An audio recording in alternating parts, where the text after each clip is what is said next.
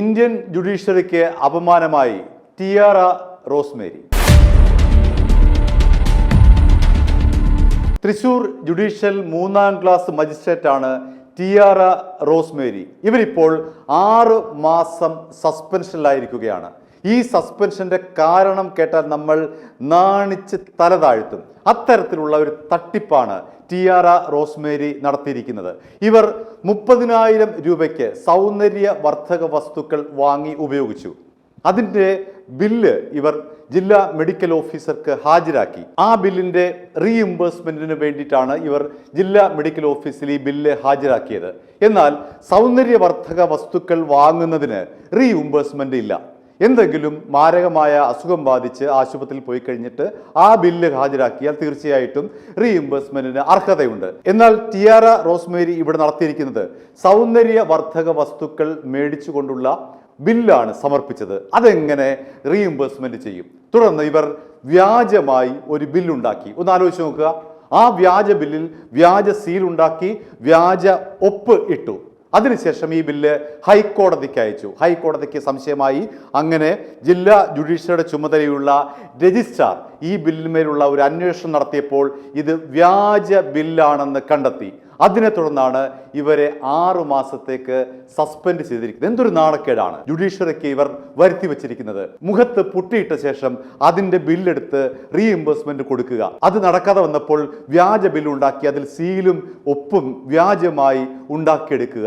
വേലി തന്നെ വിളവ് തിന്നുന്ന ഈ പരിപാടി എന്തൊരു നാണക്കേടാണ്. ഇന്ത്യൻ ജുഡീഷ്യറിക്ക് തന്നെ നാണക്കേടായിട്ടുള്ള ഒരു നടപടിയാണ് ഇവരുടെ ഭാഗത്ത് നിന്ന് ഉണ്ടായിരിക്കുന്നത്. ഇവർ ചില്ലറക്കാരിയല്ല.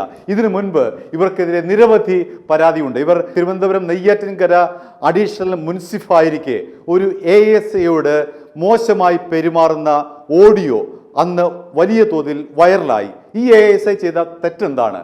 അദ്ദേഹം ഇവരോടൊരു സമയം ചോദിക്കുകയാണ്. ഒരു പ്രതിയെ ഹാജരാക്കാൻ താങ്കൾക്ക് സമയമുണ്ടോ? ഏത് സമയത്താണ് ഞാൻ ഹാജരാക്കേണ്ടത് എന്ന് മാത്രമേ ASA ചോദിച്ചുള്ളൂ. അയാളുടെ മര്യാദ അങ്ങനെയാണ്. അയാൾ നിയമം അനുശാസിക്കുന്നത് അങ്ങനെയാണ്. പക്ഷേ ഇവർ ആ ASAയോട് തട്ടിക്കയറുകയാണ് ചെയ്തത്.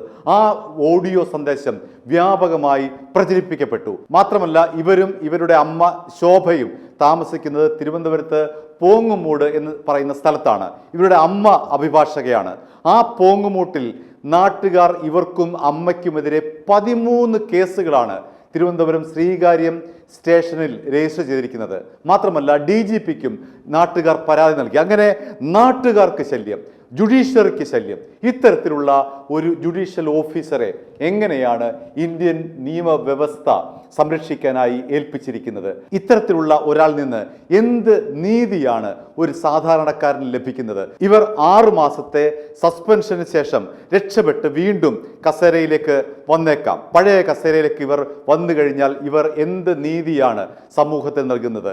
ഇത്തരക്കാരെ അന്വേഷണ വിധേയമായി സസ്പെൻഡ് ചെയ്തതിനു ശേഷം ആ അന്വേഷണത്തിൽ സത്യമാണ് ഇതെന്ന് കണ്ടു കഴിഞ്ഞാൽ എന്നേക്കുമായി ഇവരെ ജുഡീഷ്യറിയിൽ തന്നെ പൂർണ്ണമായി ഇല്ലാതാക്കിയെങ്കിൽ മാത്രമേ ഇന്ത്യയിൽ നീതി പുലരുകയുള്ളൂ എന്ന യാഥാർത്ഥ്യം നമ്മൾ തിരിച്ചറിയേണ്ടതുണ്ട്.